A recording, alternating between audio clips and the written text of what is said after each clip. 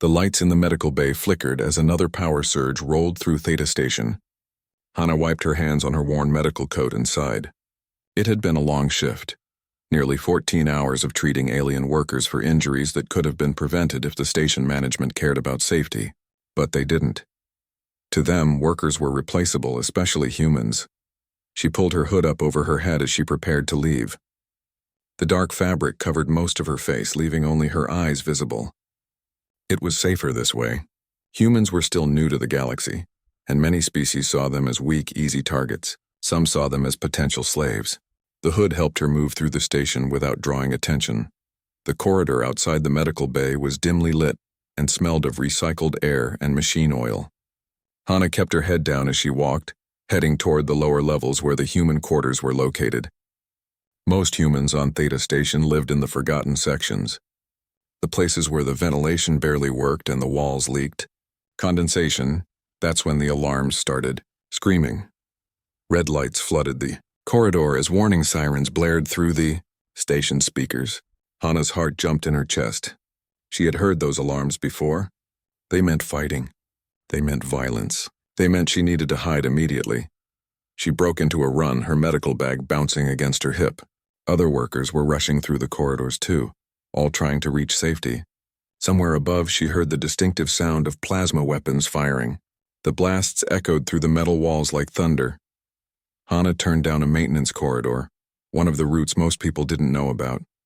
She had learned all the hidden paths during her 3 years on the station. It was how she survived. She moved quickly through the narrow passage, her breathing loud in her ears. The sounds of fighting grew louder, then suddenly stopped. An eerie silence fell over the station. Hana slowed her pace, listening carefully. Something felt wrong. The station's normal background noise, the hum of machines and the distant chatter of voices was gone. It was too quiet. She was about to turn back when she saw him. At first, she thought it was just debris from the fight. But then she saw the massive chest rise and fall with shallow breaths. It was a person, or rather a Vorath. Even collapsed on the ground, he was enormous. His body was covered in dark scales that gleamed even in the poor lighting. His armor, once magnificent, was shattered and burned. A massive wound cut across his torso, the edges still glowing with residual plasma heat. Hana froze. Every instinct told her to run. The Vorath were apex predators, the most feared warriors in the galaxy. They conquered planets. They crushed rebellions. They showed no mercy. This one wore the markings of a high-ranking warrior, someone important. But he was dying. She could see it in the way his breathing was becoming more irregular, in the amount of blood pooling beneath him. Without treatment, he would be dead within the hour. Maybe less. Hana's hands trembled as she stood there, torn between fear and duty. She was a medical technician. She had taken an oath to help those who were injured. But this was a Vorath. If anyone found her helping him, she could be executed. If he survived, he might kill her himself. His eyes opened slightly, focusing on her with effort. They were a deep amber color like burning embers. Even dying, there was a fierce intelligence in that gaze. He tried to speak but only managed a weak growl. Hana made her decision. She rushed to his side and dropped to her knees, her medical bag already open. "I'm going to help you," she said, though she wasn't sure if he could understand human language. "Don't move. Save your strength." She worked quickly, assessing his injuries. The plasma wound was the worst of it. It had burned through several of his scales and penetrated deep into his body. She could see the damage to his internal organs. Without proper surgical equipment, she couldn't fix everything, but she could stabilize him. Her hands moved with practiced efficiency. She pulled out sterile pads and began cleaning the wound, then applied a synthetic skin layer to prevent infection. She injected him with broad-spectrum antibiotics, hoping they would work on Vorath biology. She had studied alien anatomy during her training, but she had never actually treated a Vorath before. The warrior's eyes followed her movements, but he didn't resist. Perhaps he was too weak. Perhaps he understood she was trying to help. Hana couldn't tell. "There's a service room nearby," she muttered, more to herself than to him. "I need to move you. Can you walk?" He tried to stand but collapsed again. He was too weak. Hana looked around frantically. She couldn't leave him here. Security would find him soon, and then they would find her. She grabbed his arm, shocked by how heavy it was, and began to drag him. It was like trying to move a mountain. Her muscles screamed in protest, but she didn't stop. Inch by inch, she pulled him toward the service room she had seen earlier. It took nearly 20 minutes to move him just 50 feet. The service room was small and filled with old equipment that nobody used anymore. Hana pulled him inside and sealed the door behind them. She collapsed against the wall, gasping for breath. Her entire body ached, but there was no time to rest. She went back to work on his injuries, using every supply in her medical bag. She set up a makeshift IV line to get fluids into his system. She wrapped his wounds with bandages. She monitored his vital signs with her portable scanner. Hours passed. Hana lost track of time as she worked. Outside, she could hear security teams moving through the corridors, searching for survivors of the fight. She held her breath every time they passed by the service room, but they never checked inside. The warrior's breathing slowly became more stable. His body temperature, which had been dangerously high, started to decrease. He was going to survive, at least for now. Hana finally allowed herself to sit down. She was exhausted. Her hands were covered in his blood. Her medical supplies were almost completely depleted, and she had no idea what she was going to do next. The warrior's eyes opened again. This time they were clearer, more focused. He stared at her for a long moment, and she could see the confusion in his expression. He tried to speak again. Why? The word came out as a rough whisper, but it was clear enough. Hana met his gaze. Because you were dying, she said simply. That's what I do. I help people who are dying. He continued to stare at her as if she had said something completely incomprehensible. Then his eyes closed again, and he drifted back into unconsciousness. Hana pulled her knees up to her chest and wrapped her arms around them.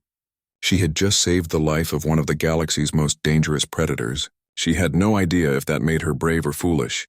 Probably both. Outside the service room, the station continued its search. Hana knew it was only a matter of time before they were found. But for now, she sat in the darkness, keeping watch over the sleeping warrior, and wondered what she had gotten herself into.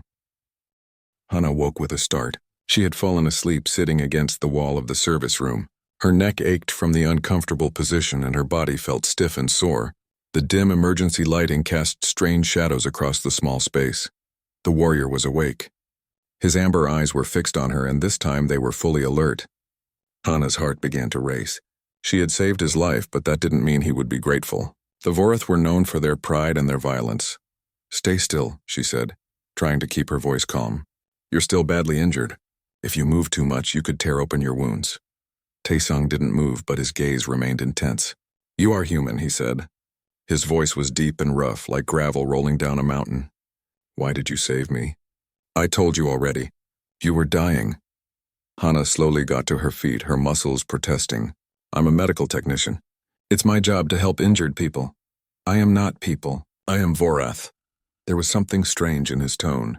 Not quite anger, but something else. Confusion, perhaps. You're still a living being, Hana replied. She picked up her scanner and approached him carefully.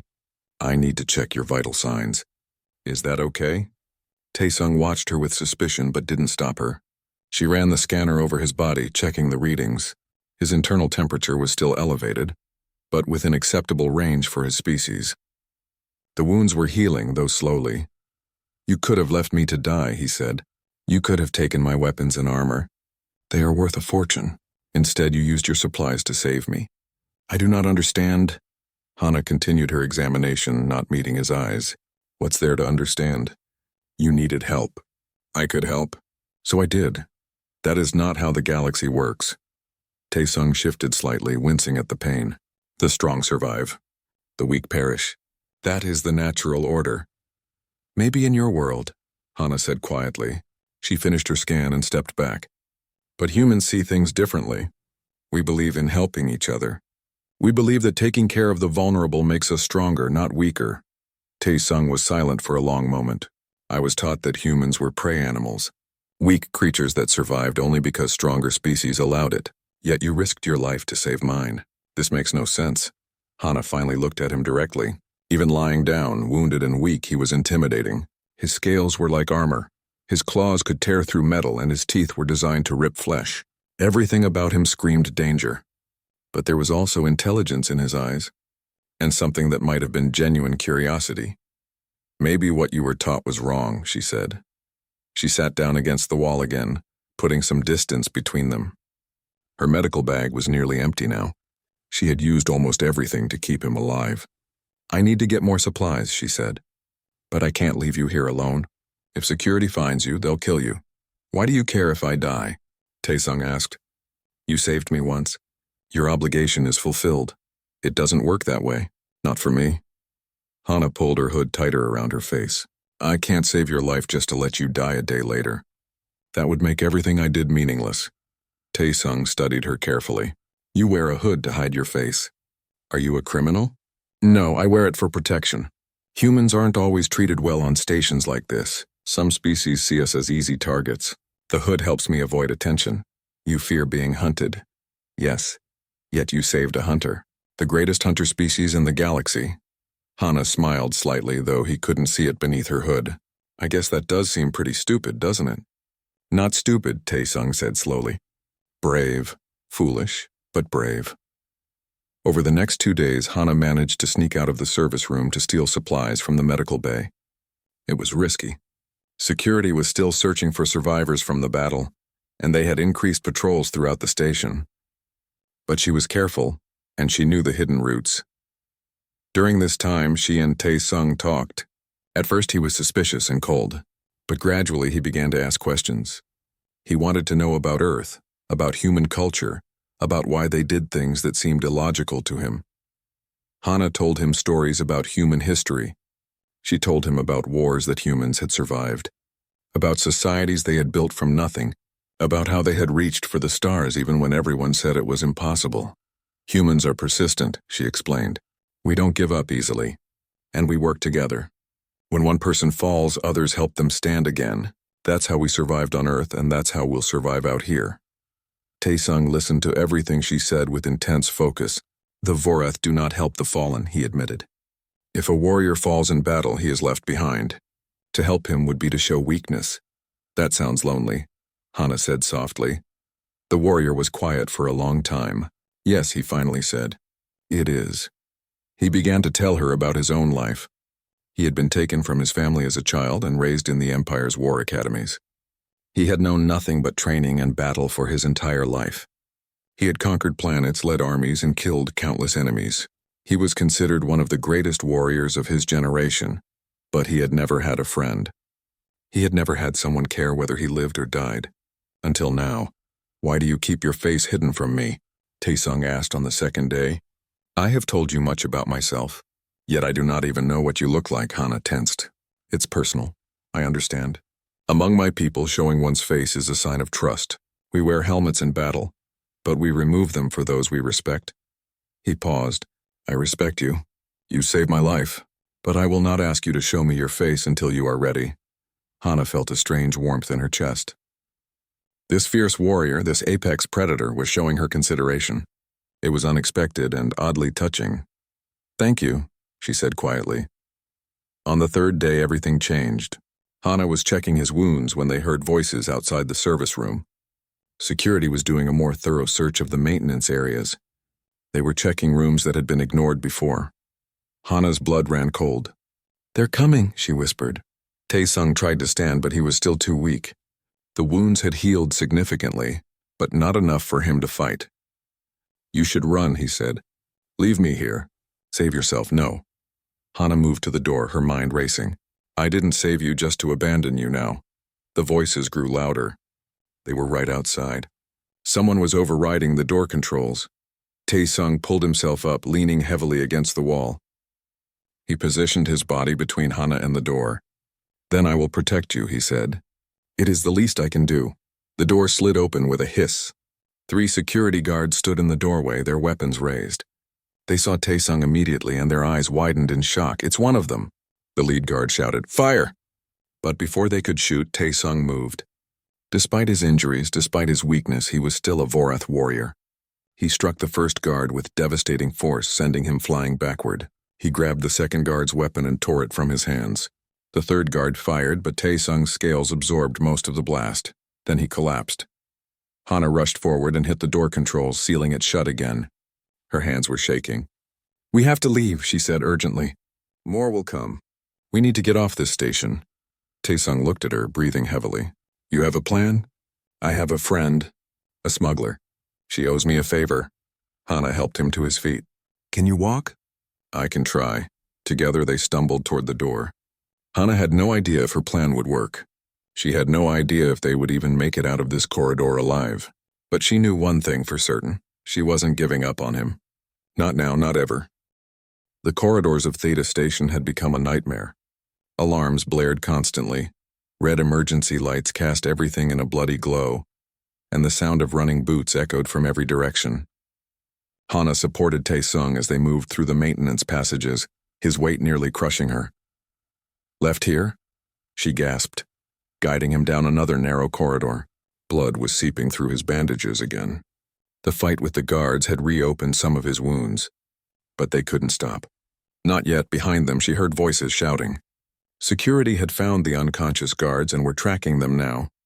It was only a matter of time before they were cornered. Taesung stumbled, nearly falling. Hana braced herself against his weight, her muscles screaming in protest. Just a little further, she said, though she wasn't sure if she was trying to convince him or herself. They reached a communication terminal, and Hana quickly entered a code. The screen flickered to life, showing a woman with short black hair and a scar across her left cheek. She looked annoyed. Hana? Do you have any idea what time it is? Ji-won, I need help, big help, emergency help. Ji-won's expression changed immediately. She leaned closer to the screen. What kind of trouble are you in? The kind where I need to get off this station right now. And I'm not alone. Ji-won's eyes shifted to Taesung, who was visible in the background. Her face went pale. Is that a Vorath? Are you insane? Do you know what the Empire does to people who— I know, Hana interrupted. I know all of it. But I need your help anyway. Please, Ji-won, you owe me. There was a long silence. Hana had saved Ji-won's life 2 years ago, when she had been poisoned by a rival smuggler. It was a debt that Ji-won had promised to repay someday. Hana had never called it in. Until now. Docking Bay 7, Ji-won finally said. My ship, the Morning Star, I'll have the engines warming up. But Hana, you need to know something. That Vorath you're with? There's a bounty on him. A massive one. Half the mercenaries in this sector are hunting for him. Hana's stomach dropped. Why, his name is Taesung. He's not just any warrior. He's wanted for war crimes. The burning of Kelrathi Prime. Thousands died. Ji-won's expression was grim. The Empire wants him back alive. Everyone else wants him dead. Hana felt Taesung tense beside her. She looked up at him, searching his face for denial. But she found none. Only a deep, terrible weariness. I don't care, Hana said firmly. I'm not leaving him. You're throwing your life away for a war criminal. He's still a person. I'm not abandoning him. Hana's voice was steady despite the fear coursing through her. Docking Bay 7. 20 minutes. She cut the connection before Ji-won could argue further. Taesung was staring at her. You knew I was a warrior, but you did not know what I had done. Now you do. You should leave me. Save yourself, is it true? Hana asked. Kelrathi Prime? Yes, his voice was flat. I followed orders. The Empire commanded it and I obeyed. Thousands died, perhaps tens of thousands. I do not know the exact number. Hana felt sick. The burning of Kelrathi Prime was famous across the galaxy. An entire city had been destroyed, reduced to ash and rubble. It had been an act of such brutality that even other Vorath had questioned it. Do you regret it? She asked quietly. Taesung was silent for a long moment. I did not at the time. I was a soldier. I followed orders. That was my purpose. He paused. But now after meeting you, after seeing what compassion looks like, yes, I regret it. Though regret changes nothing. Hana took a deep breath. Every logical part of her brain was screaming at her to run, to save herself, to let this warrior face his fate alone. But she thought about the past 3 days. She thought about their conversations, about how he had positioned himself between her and the guards, about how he was learning what it meant to care about another person. People can change, she said. What you did was horrible, but that doesn't mean you can't become someone better. You are naive. Maybe, but I'm also stubborn. She adjusted her grip on him. Now come on. We have a ship to catch. They moved through the station's underbelly using every hidden passage Hana knew. Twice they nearly ran into security patrols, but Hana's knowledge of the station's layout kept them one step ahead. Taesung was getting weaker, his breathing more labored. The exertion was taking its toll. When they finally reached the docking bay level, they found it heavily guarded. Hana pulled Tae-sung into a shadowed alcove and assessed the situation. There were at least 6 guards between them and Bay 7. There was no way to sneak past them. "I can fight them," Tae-sung said, though he could barely stand. "No, you'll die, and so will I," Hana thought frantically. Then she had an idea. A terrible, risky idea. "Can you make it to that ventilation shaft?" She pointed to a grate about 30 feet away. "Perhaps. Why?" "Because I'm going to create a distraction." Before he could protest, Hana stepped out of the alcove.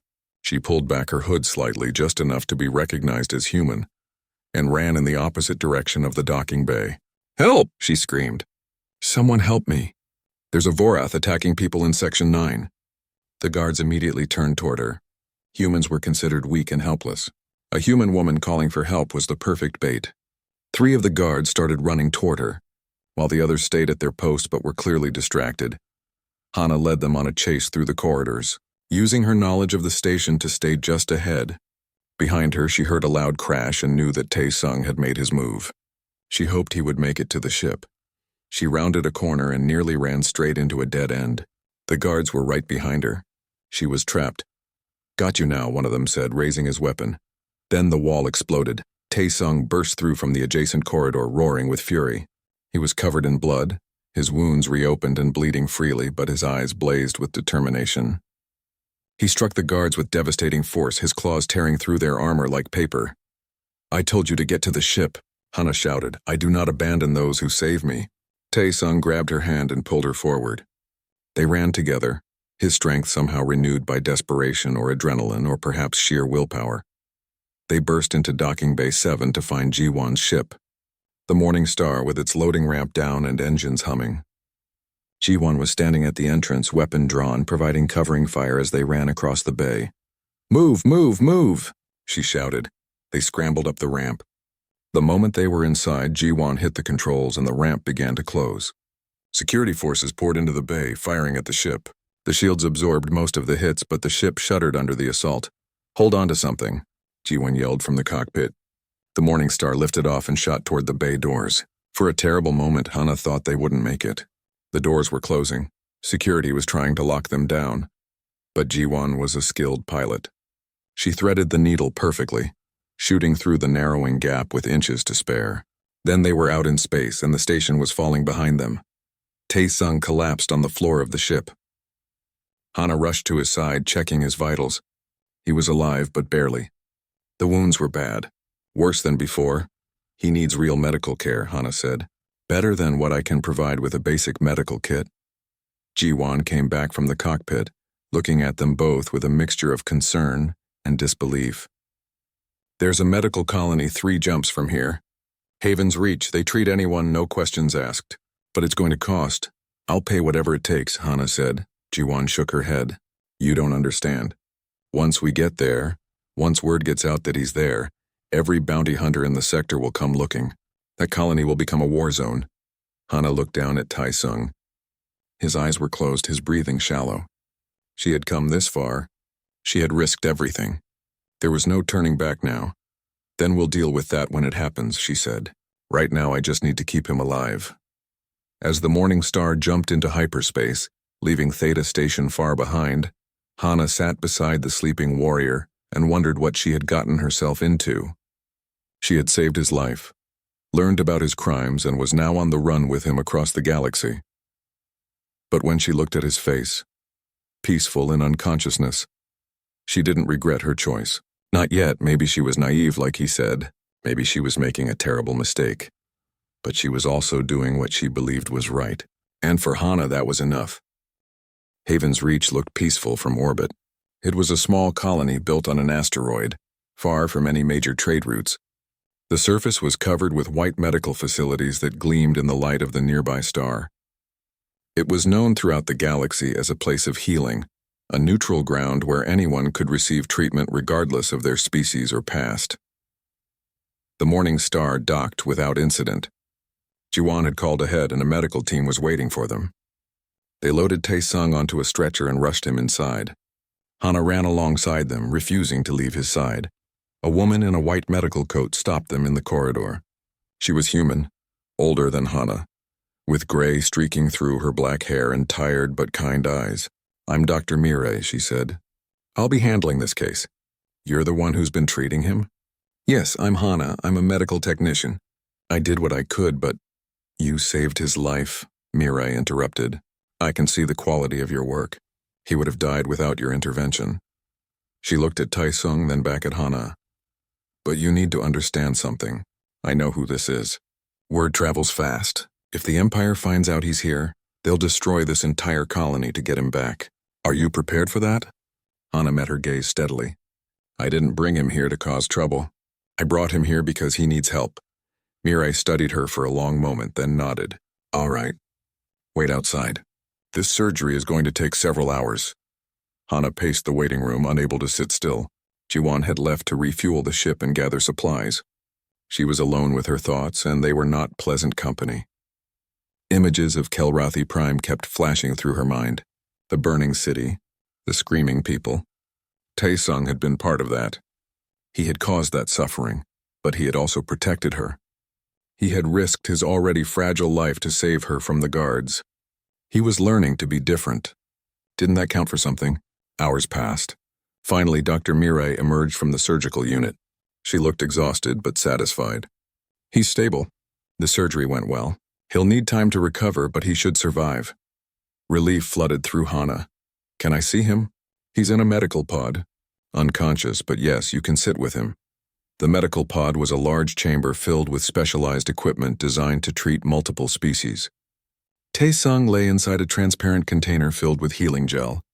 Monitors displayed his vital signs, all of them slowly returning to normal ranges. Hana pulled a chair close to the pod and sat down. She watched him breathe, watched his chest rise and fall in a steady rhythm. She had been so focused on keeping him alive that she hadn't stopped to think about what came next. What would they do? Where would they go? The entire galaxy was looking for him. She must have fallen asleep because she woke to the sound of the pod opening. The healing gel drained away and Taesung's eyes flickered open. He looked around, momentarily confused, then his gaze found her. "You stayed," he said. His voice was stronger than before. "Of course I stayed." Hana stood up and moved closer. "How do you feel? Better?" "Much better." He sat up slowly, testing his body. The wounds were almost completely healed. Just pink scars remaining where there had once been devastating injuries. "The doctors here are skilled." "They are." Hana pulled her scanner from her bag and checked his readings. Everything looked good. "You were lucky." "No, I was saved." "There is a difference." Taesung looked at her intently. "3 times now you have saved me. Once when I was dying, once when the guards found us, and once when you brought me here despite the risk." "Why?" Hana put the scanner away. "I told you. I don't give up on people. I am a war criminal. I have done terrible things. Yet you risk everything for me. Because I believe people can change. Because I believe that what you do next matters more than what you did before." She met his gaze. "Do you want to be better?" "Yes." The word came without hesitation. "Meeting you has shown me there is another way to live. A better way. I want to learn it." They sat in silence for a while, just looking at each other. Hana realized that something had shifted between them. It wasn't just about saving his life anymore. It was about the connection they had formed. The understanding that had grown over the past days. "I want to see your face," Taesung said suddenly. "You have seen me at my weakest. You have saved me multiple times. I want to know who you truly are." Hana's hand went to her hood automatically. She had worn it for so long that it felt like part of her. It was her protection, her shield against the cruelty of the galaxy. Taking it off meant being vulnerable. "I'm scared," she admitted. "Of what?" "Of being seen. Of being judged. Of being hurt." She took a deep breath. "I've been through a lot out here. I've been attacked, threatened, nearly sold into slavery twice. The hood helps me hide. Without it, I'm just another weak human." Taesung slowly reached out his hand. He moved carefully, giving her time to pull away if she wanted. His clawed fingers stopped just short of the hood's edge. "You are not weak. You are the strongest person I have ever met. Strength is not just about physical power. It is about courage, compassion, and conviction. You have all of these." His words touched something deep inside her. Slowly, hesitantly, she nodded. Taesung gently grasped the edge of her hood and pulled it back. Hana's face was revealed for the first time. She was young, probably in her mid-20s. Her dark hair was pulled back in a simple tie. Her face was plain, not beautiful in any dramatic way, but open and honest. Her eyes, brown and warm, held a mix of fear and hope. Taesung stared at her for a long moment. Then something unexpected happened. He carefully lowered himself to one knee, bringing his eyes level with hers. In his culture, this was a gesture of respect, something warriors did only for those they considered equals or superiors. "Thank you," he said quietly, "for trusting me enough to show me who you are." Hana felt tears welling up in her eyes. She hadn't cried in years. She had built walls around herself, convinced that showing emotion was dangerous in the harsh galaxy. But here, in this moment, those walls crumbled. "You're welcome," she whispered. Neither of them noticed the security camera in the corner of the room. Neither of them saw the red light indicating it was recording. Neither of them knew that a data broker working at the facility had been watching, waiting for something valuable to sell, and the image of a legendary Vorath warrior kneeling before a human woman, treating her with profound respect and tenderness, was worth more than gold. It was worth everything. The data broker quickly copied the footage and sent it to his contacts across the galaxy. Within hours, it was spreading through information networks. Within a day, it would be seen by millions. Within a week, it would change everything. But for now, Hana and Taesung sat together in the medical room, simply talking. They spoke about their hopes for the future, about the possibility of finding a place where they could be safe, about what it meant to start over. "I cannot undo what I have done," Taesung said. "The people who died at Kelrathi Prime will not come back. But perhaps I can spend the rest of my life making sure nothing like that happens again. Perhaps I can protect instead of destroy." "I think that's a good start," Hana said. Dr. Mirai entered the room, her expression troubled. "I need to speak with both of you. We have a problem." "What kind of problem?" Hana asked. "The footage from this room was stolen and sold. Images of you two together are spreading across the galactic networks." Mirai pulled up a holographic display. It showed the video of Taesung kneeling before Hana, his hand gently removing her hood. The caption read, "The Predator Bows." Hana's blood ran cold. No, it's everywhere," Mirai continued. "News networks, social media, government channels. Everyone is seeing this. The Vorath Empire is furious. Other species are fascinated. Everyone is talking about the human who tamed an apex predator." Taesung stood up, his expression dark. "This is my fault. My presence has brought danger to you." "It's not your fault," Hana said, but her mind was racing. If everyone knew about them, if their faces were known across the galaxy, where could they possibly hide? "The Empire is sending ships," Mirai warned. "Not just to capture Taesung, but to eliminate both of you. You've embarrassed them, made them look weak. They won't forgive that." Hana looked at Taesung and he looked back at her. Despite the fear, despite the danger, she saw determination in his eyes. And she felt it in herself too. They had come this far together. They weren't giving up now. "Then we fight," Hana said simply. "We find allies. We build something better. We show the galaxy that there's another way." Taesung smiled, showing his sharp teeth. But it wasn't a threatening smile. It was genuine, warm, even hopeful. "Together?" "Together," Hana confirmed. The galaxy was watching. The galaxy was coming, but they would face it side by side. The response from across the galaxy was immediate and overwhelming. Within 3 days of the video spreading, Haven's Reach received over 10,000 messages. Some were from scientists wanting to study Hana. Some were from news agencies wanting interviews. Some were from species that had suffered under Vorath rule, offering support, and some were death threats. The most concerning messages came from the Vorath Empire itself. They offered a deal. Surrender Taesung and Hana would be allowed to live. When that was refused, they sent a second message. The Empire was dispatching a military force to Haven's Reach. They would arrive in 5 days. When they arrived, they would take what they wanted, and anyone who stood in their way would be destroyed. Dr. Mirai called an emergency meeting in the colony's main conference room. Representatives from Haven's Reach were there, along with Hana, Taesung, and Jiwon. The mood was tense. "We need to evacuate," one representative said. "We can't fight the Vorath Empire. They'll destroy us. If we give them up, they'll leave us alone," another argued, looking pointedly at Hana and Taesung. "No, they won't," Jiwon interrupted. She had been monitoring communications channels. "I've been hearing chatter. The Empire isn't just angry about Tae-sung defecting. They're furious about the video. It made them look weak. They're going to make an example of this colony regardless of what we do. Then we're doomed," someone said quietly. "Not necessarily." The voice came from the doorway.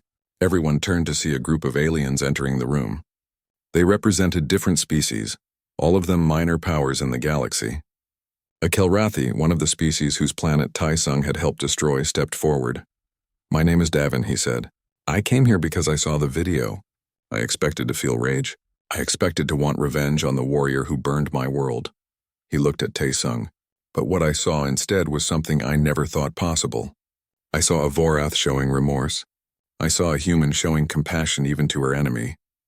And I realized that if we don't help you, we're no better than the Empire. Other species representatives nodded in agreement. "We've formed a coalition," another alien explained.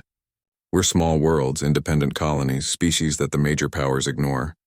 But together we have ships, we have weapons, and we have the will to fight." "You would fight the Vorath Empire for us?" Hana asked, stunned. "Not just for you," Davin said. "For what you represent. The possibility of change, the idea that even the most feared predator can learn mercy, and even the weakest prey can show courage. That's worth fighting for." Over the next 3 days, ships began arriving at Haven's Reach. They were small vessels, outdated fighters, modified cargo ships with weapons bolted on. None of them were a match for proper Vorath military craft. But there were hundreds of them and more arriving every hour. Tae-sung spent those days preparing for battle. His wounds had healed completely and he was back to full strength. But he was different now. Hana watched him train with some of the coalition fighters, teaching them tactics, showing them weaknesses in Vorath formations. He was using his knowledge to protect rather than destroy. On the evening before the Empire was due to arrive, Hana found him standing alone in one of the observation decks, looking out at the gathered fleet. "You should leave," he said without turning around. "Take Juwon's ship and run. This fight is mine, not yours." "We've been through this," Hana replied, walking up beside him. "I'm not leaving. You could die tomorrow, so could you. So could everyone here." She looked at the ships, at the brave but outmatched fleet that had gathered to defend them. "But they're all here because they believe in something better. I'm not going to abandon that belief just because it's dangerous." Tae-sung finally looked at her. "You have changed me, made me see that there is more to existence than conquest and glory. I do not want you to die for that lesson. And I don't want you to die alone thinking you're still the monster you used to be." Hana reached out and took his hand. His scales were rough against her soft skin, but she didn't pull away. "We face this together. That's what it means to care about someone." He squeezed her hand gently, careful not to hurt her with his strength. "Together, then." The Vorath fleet arrived exactly when predicted. 20 warships, each one a masterpiece of military engineering, equipped with weapons that could shatter planets. They dwarfed the coalition fleet. It looked like a swarm of insects facing down a pack of wolves. The lead Vorath ship opened a communication channel. A Vorath commander appeared on the screen, his scales darker than Tae-sung's, his eyes cold and merciless. "I am Commander Kaney of the Vorath Empire. You harbor a traitor and the human who corrupted him. Surrender them immediately or be destroyed." Hana stepped forward before anyone could stop her. "This is Hana. I'm the human you're looking for. And I'm telling you now, we're not surrendering. Tae-sung isn't a traitor. He's someone who chose to be better than what you made him. If that makes him a traitor in your eyes, then your empire isn't worth serving." Kaney's expression twisted with rage. "You dare lecture us, prey creature? You are nothing. Your species is nothing. You exist only because we allow it. That's where you're wrong." Hana's voice was steady, strong. "Humans exist because we refuse to give up. Because we help each other. Because we believe that everyone deserves a chance to grow and change. Those aren't weaknesses. They're our greatest strengths. Then you will die with those delusions." Kaney cut the communication. The Vorath fleet began to advance. The coalition fleet moved to intercept. The battle began immediately. Explosions lighting up the space around Haven's Reach like fireworks.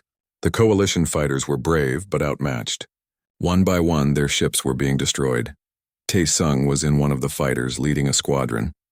He flew with precision and skill, his knowledge of Vorath tactics allowing him to predict their movements. But even his expertise wasn't enough. There were too many enemy ships.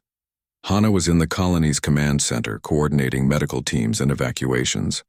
She watched the battle on the screens, her heart in her throat every time she saw Taesung's ship in danger.